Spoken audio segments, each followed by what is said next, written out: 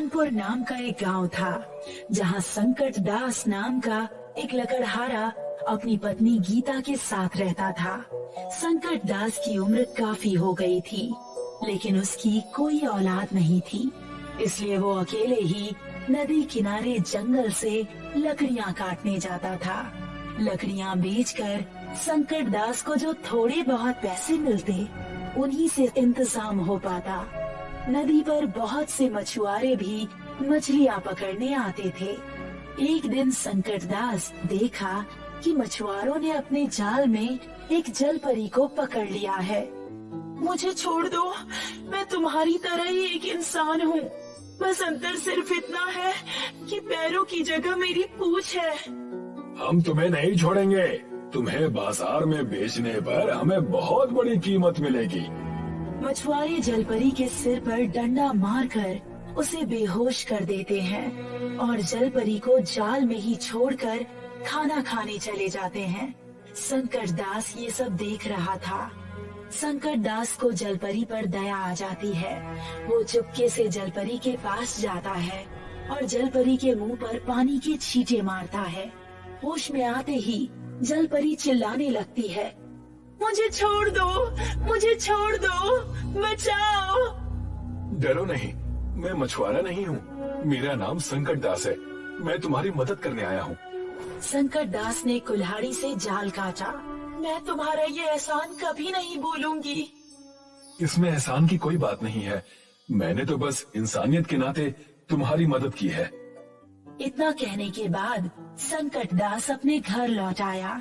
घर लौटने पर संकट दास ने देखा कि उसकी पत्नी आंखों में आंसू लिए है और उसने खाना भी नहीं बनाया है। क्या हुआ गीता, आज तुम इतनी उदास क्यों हो?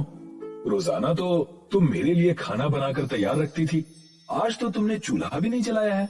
घर में अनाज का एक दाना नहीं है और आज सरपंच ने गांव में ढोल पिटवाकर घोषणा करवाई है कि आज के बाद कोई भी जंगल से लकड़ियां नहीं काटेगा।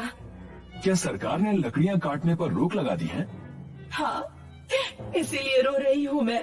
हमारे पास तो लकड़ियां काटकर बेचने के अलावा और आय का कोई साधन भी नहीं है। अब हमारा क्या होगा? हमारा तो कोई बेटा भी नहीं जो शहर जाकर कमाई करके ला सके। चिंता मत करो, एक दरवाजा बंद होता है तो दूसरा खुलता है। भगवान हमारी मदद जरूर करेंगे। आज लकड़ियां बेचकर 100 रुपए मिले हैं। चलो ढाबे पर चलकर खाना खा लेते हैं। मैं बहुत थक गया हूँ, बाजार जाकर अनाज लाने का मेरा मन नहीं है और फिर मुझे बहुत तेज भूख भी लग रही है। संकट दास और गीता ढाबे पर खाना खाने पहुँचे।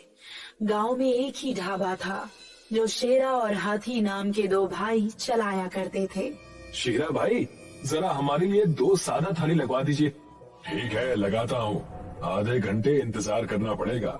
आधा घंटा बीत गया लेकिन थाली नहीं आई। शेरा भाई, अभी तक हमारी थाली नहीं आई। तुम बार बार मेरा सिर क्यों खा रहे हो?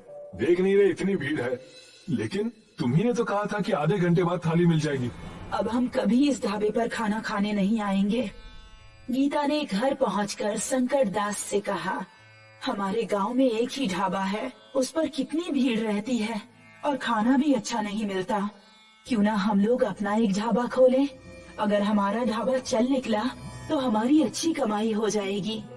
ये विचार मेरे भी मन में आया था। मैं अपने सोने के कंगन गिरवी रख दूंगी, तब तो किराए का इंतजाम आसानी से हो जाएगा ना। संकट दास और गीता ने शेरा और हाथी भाइयों के ढाबे के पास ही एक दुकान किराए पर ले ली और अपना ढाबा शुरू कर दिया। संकट दास भैया, थाली कितने की है? मात्र 50 रुपए की। आप बैठिए, मैं अभी आपके लिए खाना लगा देता हूँ। संकट दास और गीता के प्रेम भरे व्यवहार और स्वादिष्ट खाने के कारण उनके ढाबे पर धीरे धीरे लोगों की संख्या बढ़ती गई। उधर शेरा और हाथी का ढाबा खाली होता जा रहा था। कुछ ही दिनों में शेरा और हाथी भाइयों का काम धाम ठप हो गया। शेरा भाई, अगर ऐसा ही चलता रहा तो हम तो बर्बाद हो जाएंगे। मात्र 2 महीनों में हमारी कमाई आधी से भी कम हो गई है। हमें संकट दास को ठिकाने लगाना होगा। ना रहेगा बांस, ना बचेगी बांसुरी। मेरे पास एक योजना है। शेरा संकट दास को बचपन से जानता था। वो जानता था कि संकट दास को तैरना नहीं आता। एक रात शेरा और हाथी संकट दास के पास पहुंच गए। उन्होंने संकट दास का मुंह एक कपड़े से बांध दिया। फिर वे संकट दास को नाव पर बिठाकर नदी के बीचों बीच फेंक दिया। कुछ ही देर में संकट दास नदी में डूब गया। कुछ देर बाद संकट दास की आंख खुली तो उन्होंने खुद को पानी के अंदर पाया। वही जल परी जिसकी संकट दास ने एक बार जान बचाई थी, वो संकट दास के सामने खड़ी थी। मैं जिंदा कैसे बच गया? कुछ बदमाशों ने मेरे मुंह पर कपड़ा बांधकर मुझे नदी में फेंक दिया था। मैंने तुम्हें बचाया है। लेकिन मैं पानी के अंदर सांस कैसे ले पा रहा हूँ? क्योंकि मैंने तुम्हें एक जादुई गोली खिलाई है। जलपरी संकट दास को एक घड़ा देती है। जब भी तुम इस घड़े में हाथ डालोगे, इससे एक गोली बाहर निकलेगी। उस गोली को खाने के बाद कोई भी पानी के अंदर सांस ले सकता है। लेकिन ध्यान रहे कि इस गोली का असर केवल 12 घंटे तक ही रहता है। मैं ये घड़ा तुम्हें उपहार स्वरूप दे रही हूँ। तुम इसे ले जा सकते हो। संकट दास घड़ा लेकर अपने घर आ गया। उसने घड़े को संभाल कर रख दिया और अपने ढाबे पर काम करने चला गया। शेरा और हाथी उसे देखकर चौंक गए। भैया, ये संकट दास जिंदा बचकर वापस कैसे आ गया? लगता है इसने तैरना सीख लिया होगा। भैया, अब हम क्या करेंगे? चिंता मत कर, इस बार मैं संकट दास को कहीं का नहीं छोड़ूंगा। शेरा गांव के सरपंच के पास गया और उसने सरपंच से कहा, सरपंच जी, मुझ पर एक एहसान करिए। क्या बात है शेरा, इतना परेशान क्यों लग रहे हो? सरपंच जी, गांव के हर एक आदमी से कह दीजिए कि कोई भी संकट दास को अपनी दुकान या जमीन किराए पर ना दे। संकट दास की वजह से मेरा धंधा चौपट हो रहा है। ठीक है, तुम्हारा काम हो जाएगा। संकट दास जिस दुकान में ढाबा चला रहा था, उस दुकान के मालिक ने संकट दास से दुकान खाली करवा दी। इन्हें अचानक क्या हो गया? हम तो अच्छा खासा किराया भी दे रहे थे, फिर भी इन्होंने हमसे दुकान क्यों खाली करवा दी? कोई बात नहीं, मैं कोई दूसरी जगह किराए पर ले लूंगा। संकट दास निराश होकर नदी के किनारे गया। तब वही जलपरी जिसने संकट दास को घड़ा दिया था, नदी से बाहर आई।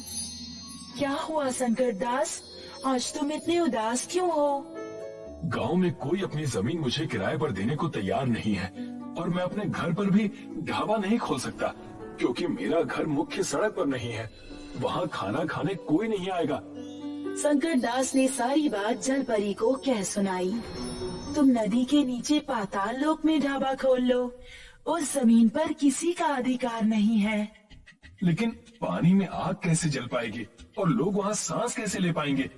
चिंता मत करो, पाताल लोक में आग जल सकती है। हम भी तो वही खाना बनाते हैं। और रही बात पानी में सांस लेने की, तो याद करो मैंने तुम्हें एक घड़ा दिया था जिसमें जादुई गोलियां थी।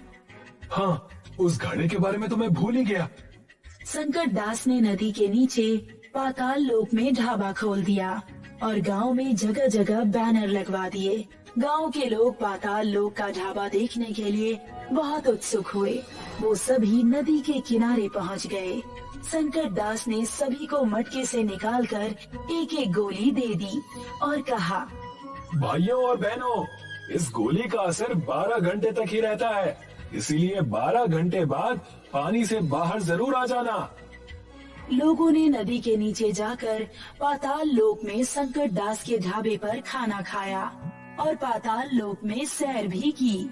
संकट दास ने नदी किनारे एक नौकर को खड़ा कर दिया और उससे कहा, जो भी खाना खाने आए उसे मटके से निकालकर एक गोली दे देना। ऐसा कहकर संकट दास ढाबे पर काम करने चला गया।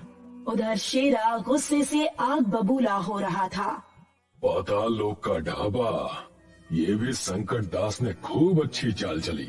अपने गांव वाले तो वहाँ जा ही रहे हैं, ऊपर से पड़ोसी गांव के लोग भी पाताल लोक में खाना खाने और सैर करने के लिए आ रहे हैं।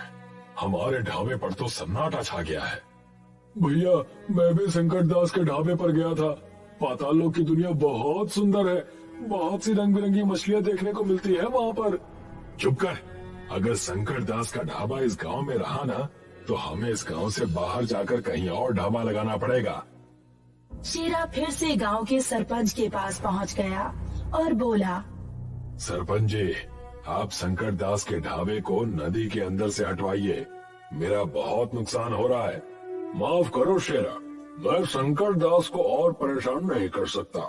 संकट दास के ढाबे की वजह से दूर दूर से लोग हमारे गांव में आ रहे हैं, जिससे हमारे गांव का नाम हो रहा है और पर्यटकों की वजह से गांव के लोगों की आर्थिक स्थिति भी अच्छी हो रही है। इस बार मैं तुम्हारी कोई मदद नहीं कर पाऊंगा। शेरा अपने घर आकर हाथी से बोला, सरपंच जी भी हमारी कोई मदद नहीं करेंगे। अब हम क्या करेंगे भैया? शेरा और हाथी गांव छोड़कर दूसरे गांव में अपना ढाबा चलाने लगे। अब संकट दास और गीता का पाता